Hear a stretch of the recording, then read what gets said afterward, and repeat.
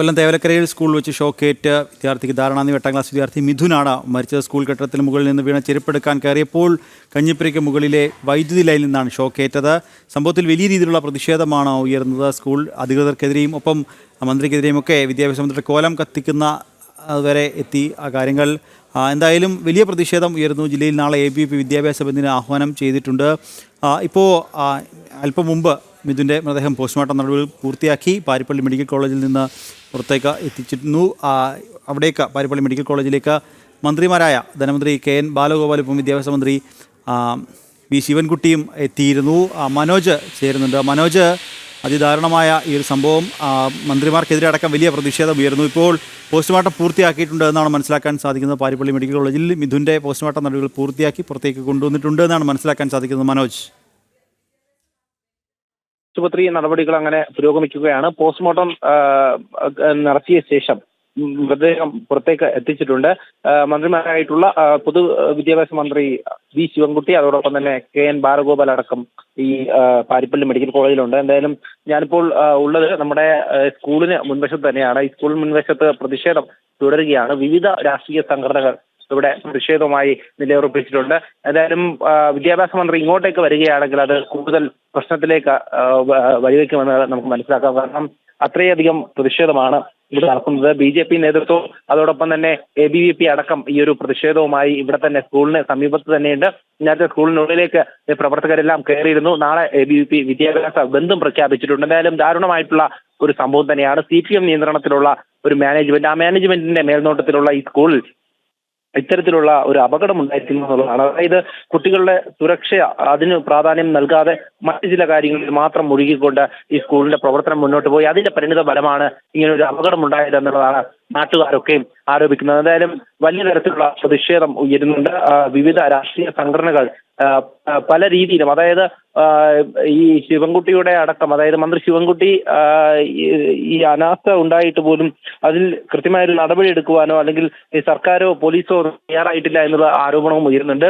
എന്തായാലും ഇതുമായി ബന്ധപ്പെട്ട ശക്തമായിട്ടുള്ള പ്രതിഷേധം നടക്കും. അതേസമയം തന്നെ ഒരു ഭാഗത്ത് KICB ഏത് തരത്തിലാണ് ഇതിൽ കേന്ദ്ര ഭാഗത്തു നിന്ന് എങ്ങനെയാണ് വീഴ്ച ഉണ്ടായതെന്നതിനെ പറ്റിയിട്ടൊക്കെ ഇപ്പോൾ പല പ്രതികരണങ്ങളിലും നമുക്ക് മനസ്സിലാകും. മന്ത്രി ഉൾപ്പെടെ പറയുന്നത് ഈ വൈദ്യുതി ലൈൻ ഇത്രയും താഴ്ന്നു നിൽക്കാൻ പാടില്ലായിരുന്നു എന്നുള്ളതാണ് മന്ത്രി അടക്കം പറയുന്നത്. ഈ സാഹചര്യത്തിൽ അനുമതിയില്ലാതെ ഈ ഷെഡ് നിർമ്മിച്ചുവെന്നും പറയുന്നുണ്ട്. ഈ അനുമതിയില്ലാതെ നിർമ്മിച്ച ഷെഡ്, അതിനെപ്പറ്റി ഞങ്ങൾ വിവരം തിരക്കിയപ്പോൾ ജില്ലാ പഞ്ചായത്ത് പ്രസിഡന്റ് അടക്കം പറയുന്നത് ഇത്തരത്തിലുള്ള ഷെഡുകൾക്ക് അനുമതി വേണ്ട എന്നുള്ള രീതിയിലുള്ള ന്യായീകരണമാണ്. എന്തായാലും ഈ ഒരു സാഹചര്യത്തിൽ ഈ പ്രതിഷേധം ശക്തമാകുന്നുണ്ട്. അതോടൊപ്പം തന്നെ വിദ്യാഭ്യാസ മന്ത്രി അടക്കം ഈ ആശുപത്രിയിലേക്ക് എത്തിയിട്ടുണ്ട്. ഒരു നാടിന്റെ തന്നെ പ്രതീക്ഷയായിട്ടുള്ള ഒരു കുട്ടിയുടെ ജീവനാണ് നഷ്ടമായിരിക്കുന്നത്. ആ വിദ്യാർത്ഥിയുടെ മരണം അത് ഈ നാട്ടുകാരെ അടക്കം ഞെട്ടിപ്പിച്ചു എന്നുള്ളത്. അതായത് പഠിക്കുവാനെത്തിയ സ്കൂളിൽ നിന്നും ഇങ്ങനെ ഒരു അപകടം ഉണ്ടാകുന്നു, അത് ഷോക്കേൽക്കുന്നു എന്ന തരത്തിൽ. അതായത് ഒരു മനോജ് തുടരുക. ഇപ്പോൾ BJP പ്രതിനിധി അജയ്കുമാർ തേവലക്കർ നമ്മോടൊപ്പം ചേരുന്നുണ്ട്. ശ്രീ അജയ്കുമാർ, സ്കൂളിൻ്റെ ഭാഗത്തു നിന്നുണ്ടായ ഒരു ഗുരുതരമായ അനാസ്ഥ എന്ന് തന്നെ പറയണം. ഒരു കുരുന്നിന് 8ാം ക്ലാസ്സുകാരന് ജീവൻ നഷ്ടമാകുന്നൊരു കാര്യത്തിലേക്ക് സാഹചര്യം എത്തിച്ചിരിക്കുന്നു. ഇത് നാട്ടുകാർ മുൻപ് തന്നെ സ്കൂൾ അധികൃതരുടെ ഭാഗത്തുനിന്ന് ശ്രദ്ധയിൽപ്പെടുത്തിയിരുന്നു എന്നാണ് അറിയാൻ സാധിക്കുന്നത്. വളരെ ദാരുണമായി നടന്നിരിക്കുന്ന ഒരു സംഭവമാണ്. പലതവണ പല കമ്മിറ്റികളും, ഞാനും ഈ സ്കൂളിന്റെ പൂർവ്വ വിദ്യാർത്ഥിയാണ്, പല കമ്മിറ്റികളിലും നമ്മൾ ഈ കാര്യം ഉന്നയിച്ചതാണ്.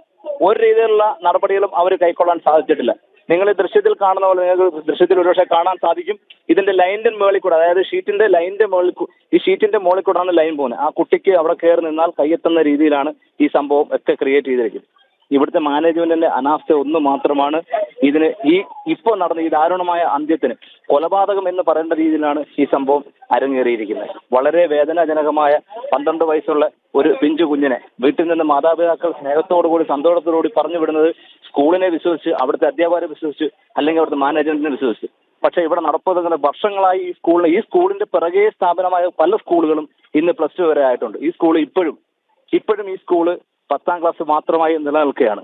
എന്തുകൊണ്ട് നടക്കുന്നു? ഇവിടെ രാഷ്ട്രീയ ഒരു അതിപ്രസരം മാത്രമാണ്, ഒരു രാഷ്ട്രീയ സ്വാധീനം കൊണ്ട് മാത്രം പല കാര്യങ്ങളും, എങ്ങനെ ഇതിന് ഫിറ്റ്നസ് സർട്ടിഫിക്കറ്റ് കിട്ടിയെന്ന് പോലും ഇവിടുത്തെ ജനങ്ങൾക്ക് മനസ്സിലാവുന്നില്ല.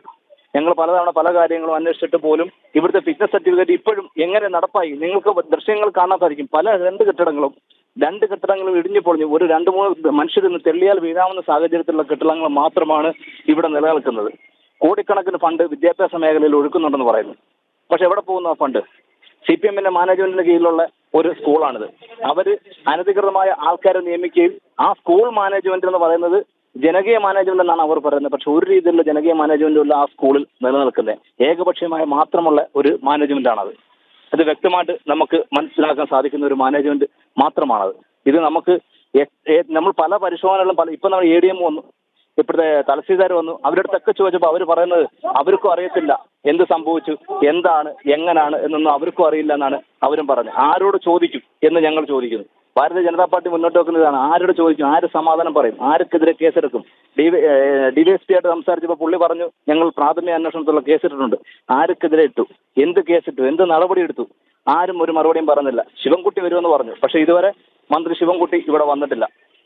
ശിവൻകുട്ടി വരത്തില്ല. അജയകുമാർ, ഒരു കാര്യം കൂടി, BJP അടക്കം വലിയ പ്രതിഷേധം സംഘടിപ്പിക്കാൻ വരികയാണല്ലേ? ഇപ്പോൾ ഞങ്ങൾ അറസ്റ്റ് കൈവരിച്ചിട്ട് പറഞ്ഞു വരുന്ന വഴിയാണ്. ഞങ്ങളിപ്പോൾ പ്രതിഷേധം നടത്തി മറ്റ് വളരെ ശക്തമായ പ്രതിഷേധത്തിന് ഇരയായി ഇപ്പോൾ ഞങ്ങളുടെ പ്രവർത്തകർ, പ്രധാനപ്പെട്ട കുറെ പ്രവർത്തകർ, വനിത ഉൾപ്പെടെ, അതായത് ജില്ലാ പ്രസിഡന്റ്, കൊല്ലം ജില്ലയിലെ വെസ്റ്റ് പ്രസിഡന്റ് രാജീവ്പ്രസാദ് ഉൾപ്പെടെ അറസ്റ്റ് വരിച്ച് ഇപ്പോൾ കൊണ്ടുപോയിക്കാണ് ഒരു ശാസ്താംകോട്ട പോലീസ് സ്റ്റേഷനിലേക്ക്. ആ നിലയിലേക്കാണ് ഭാരതീയ ജനതാ പാർട്ടി ശക്തമായ സമര നടപടികളുമായിട്ട് മുന്നോട്ട് പോകാൻ തീരുമാനിച്ചിരിക്കുകയാണ്.